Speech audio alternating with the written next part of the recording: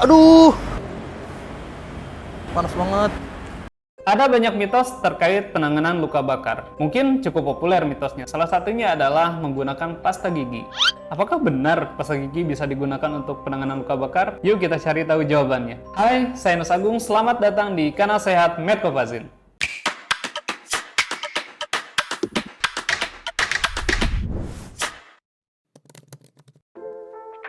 Kali ini kita akan membahas luka bakar terkena knalpot. Mitos yang beredar salah satunya katanya bisa menggunakan pasta gigi. Nah, apakah benar pasta gigi ini bisa digunakan pada luka bakar terkena knalpot? Yang pertama, tidak steril. Mengoleskan pasta gigi pada area luka bakar dapat menyebabkan kontaminasi dan meningkatkan risiko infeksi. Yang kedua, pasta gigi itu mengandung bahan yang iritatif. Pasta gigi mengandung bahan kimia seperti fluoren, mentol, dan bahan abrasif lainnya yang bisa memperparah kondisi luka dan mengakibatkan iritasi. Ini juga biasanya dapat menyebabkan rasa sakit yang berlebih dan memperlambat proses penyembuhan luka. Jadi, tidak ada bukti ilmiah yang mendasari bahwa pasta gigi bisa digunakan sebagai obat untuk luka bakar terkena knalpot. Oke, jadi kita cari tahu jawabannya. Nah, luka bakar akibat knalpot adalah cedera yang sering terjadi, terutama di kalangan pengendara sepeda motor. Luka ini dapat bervariasi dari luka yang ringan hingga luka yang berat, ya. Dan memang pada kondisi yang berat itu biasanya membutuhkan penanganan medis segera. Berikut adalah langkah-langkah yang bisa kita ambil untuk mengatasi luka bakar akibat knalpot. Ya, langkah pertama kita harus jauhkan sumber panas karena kondisi tersebut bisa memperparah daripada kondisi luka bakarnya. Kemudian yang kedua adalah dinginkan area yang terbakar. Segera alirkan air dingin, ya, air biasa, air mineral boleh, tapi jangan menggunakan air es, ya, pada area luka selama 10-20 menit. Ini mengurangi rasa sakit dan menghentikan proses pembakaran di area kulit. Kemudian yang selanjutnya adalah bersihkan luka bakar. Ya, setelah didinginkan, kemudian bersihkan area tersebut dengan lembut menggunakan sabun antiseptik dan air bersih yang mengalir, atau juga bisa menggunakan cairan PHMB. Nah, sabun ini kita bisa gunakan salah satunya adalah Medcovazin sabun cuci luka. Pastikan tidak menggosok area luka terlalu keras karena itu dapat merusak jaringan yang masih sehat. Ya, jika luka bakar mengalami lepuhan, lepuhan tersebut berfungsi sebagai pelindung bagi kulit yang rusak dan juga mencegah terjadinya infeksi. Nah, kecuali jika bulai atau lepuhan tersebut ukurannya besar, nah nanti bisa kita keluarkan cairannya saja, tetapi tidak usah dirusak bagian kulitnya.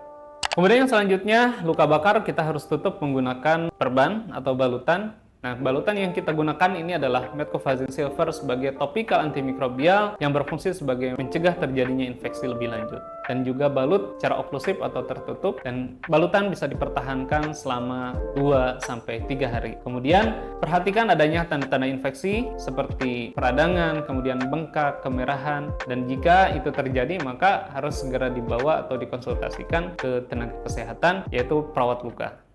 Baik, kali ini kita akan lakukan perawatan luka bakar yang terkena knalpot. Ini kejadiannya baru saja, belum lama dari terjadinya terkena panas akibat knalpot sehingga terjadi luka bakar seperti ini. Hal yang pertama yang harus kita lakukan adalah biasanya kita siram terlebih dahulu menggunakan air mengalir, tapi jangan menggunakan air es supaya rasa nyerinya berkurang. Pak, tadi sudah disiram ya Pak ya, sudah berkurang nyerinya ya. Oke, baik, selanjutnya kita lakukan pembersihan. Jangan lupa bersihkan area luka ini menggunakan cairan wound antiseptik, ya, dan juga menggunakan sabun cuci luka yaitu Medcovazin sabun cuci luka. Pertama kita bersihkan luka terlebih dahulu menggunakan PHMB dan Medcovazin sabun cuci luka. Ya, kita bersihkan dari sekitar luka terlebih dahulu. Kemudian bersihkan ke area lukanya. Setelah itu kita bilas lagi menggunakan PHMB. Kemudian kita keringkan. Setelah itu, kita bisa menggunakan Medcovazin reguler atau juga Medcovazin silver jika ada untuk topical terapi atau primer dressingnya. Kita oleskan ke seluruh permukaan luka seperti ini. Nah, dengan ketebalan kurang lebih 2 mm. Kita oleskan secara merata ke seluruh area luka dan juga ke kulit sekitar lukanya yang mengalami inflamasi atau peradangan, kemerahan, bengkak, ya. Jika kurang kita boleh tambahkan lagi sampai dia betul-betul merata. Jika sudah, kita bisa tutup menggunakan kasa, ya. Di sini saya gunakan kasa steril seperti ini. Kemudian, nah selanjutnya kita tutup menggunakan transparan film dressing sebagai fiksasi atau plester, ya. Tapi ini plester yang anti air. Nah, diangkat Pak, kita tempelkan di permukaan.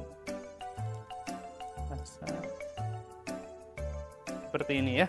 Jadi ini balutannya tidak akan tembus air karena menggunakan transparan film atau plester anti air ya. Cuman mungkin hati-hati saja jangan sampai air masuk ke dalam balutan. Dan ini pertahankan selama kurang lebih 3 hari, nggak boleh dibuka, dan juga nanti diganti lagi setelah 3 hari berikutnya. Diulang lagi dari proses seperti dari awal pertama pencucian atau pembersihan luka. Untuk luka bakar yang parah atau jika luka tidak menunjukkan adanya tanda-tanda penyembuhan, silahkan segera konsultasikan dengan perawat spesialis luka atau bawa ke praktik mandiri keperawatan terdekat yang bisa menangani secara khusus penanganan luka bakar. Jika ingin berkonsultasi lebih jauh, silahkan hubungi nomor WhatsApp yang ada di deskripsi. Kemudian, jika video ini dirasa bermanfaat, silahkan share kepada teman-teman sebanyak-banyaknya. Jangan lupa untuk like dan subscribe video kami dan pastikan update terbaru dari video kami selanjutnya. Saya Agung, sampai jumpa di video berikutnya.